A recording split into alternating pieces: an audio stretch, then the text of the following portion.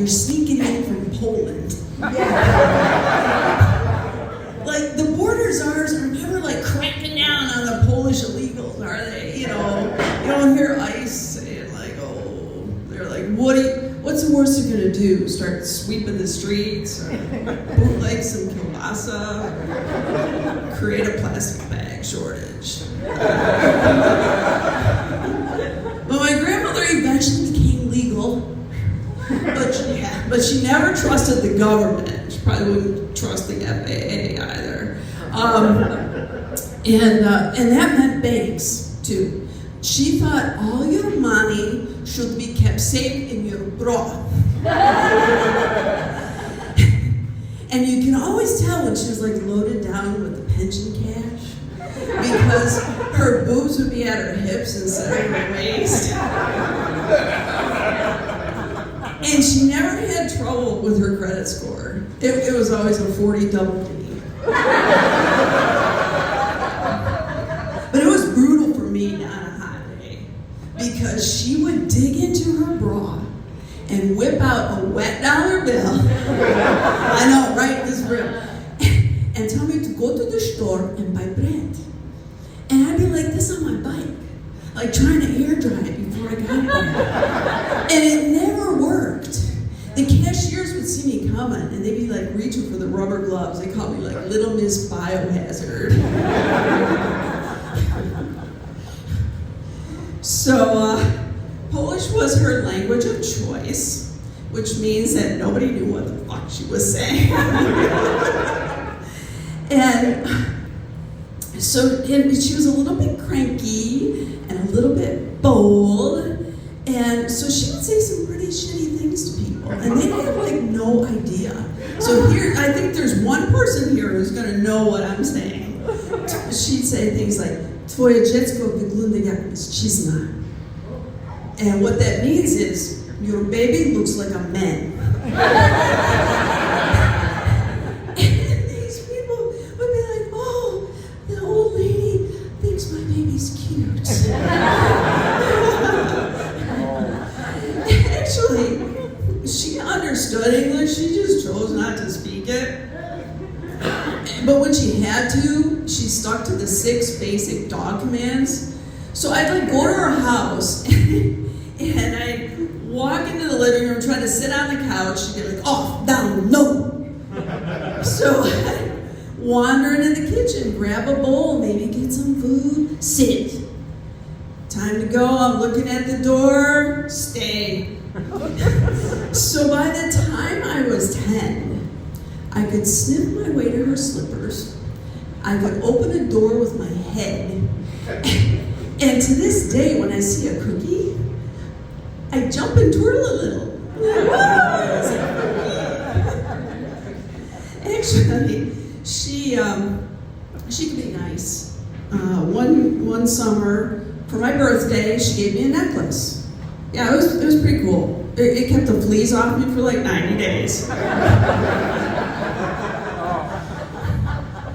So, let's see, what else about me? Actually, not about me. My family. My husband is British. Yeah, that dude's sitting right over there. You want to see what one looks like? He's right there. I find the Brits very confusing, not just because I'm married one. They still hang their clothes outside to dry, like on a clothesline, and it rains all the time there.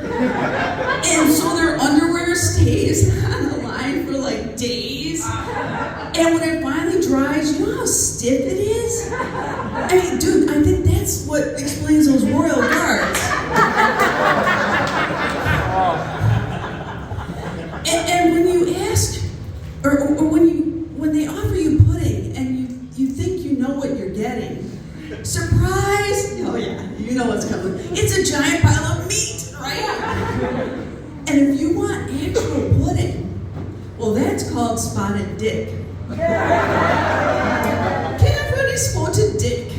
Spotted dick, what's that? It's a delight. I'm like, damn, that sounds more like an STD. And then his aunt said, asked her one time what I thought of her tits. She said they're plumper this time of year to survive the winter. And I'm like, damn, does she keep money in her bra too?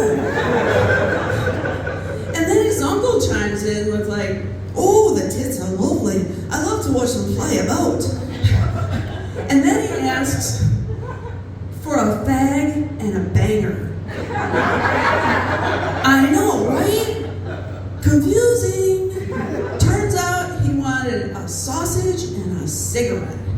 And I'm like, damn, that kind of makes sense. And then, well, in case you didn't know, tits are little songbirds. Anybody know that? They're little plump songbirds. Which I guess kind of makes sense too. So the Brits think bagpipes are music. Any bagpipe lovers in the house? Besides the one we're about to talk about. Yeah. So, you ever wonder how that happened? I mean, I do. And here's my thought. You know, it was like 1000-something AD, and Angus and Tavish had just finished slaughtering a sheep to provide for the winter. Angus, what you fancy we do with the stomach? Oh, I don't know. How about we make music with it? Oh, I don't think we can. Oh, I think I can. I will. I'll just poke some tubes in it and blow. Listen.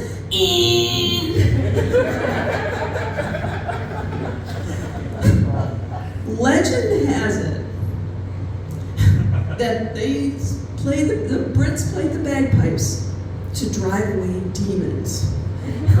Yeah, this is real. And the demons were like, oh, for fuck's sake, why do you have to be such a bloody wanker? Fine, I'll just go. I'll go back to Kanye, he's more receptive. Actually, my husband's a bagpiper. Kilts and all, yep. Saved a ton of money on underwear. And I've grown to appreciate like how hard they are to play. I mean, if you've ever tried to blow them up, you feel like your head's gonna explode, right? So he has amazing lung capacity. And so when he kisses me, I fart. And my ass plays Amazing Grace. Send a few of those demons straight back to Kanye. Yeah. All right, everybody, you guys have been fun. If you haven't fun, my name is Audrey, and if you did not, my name is Gina Gambini, and I ain't mad. I'm just from Queens, and you should know that a raccoon ain't no match for me. So, all right, you guys, you've been great. Give it up for everybody.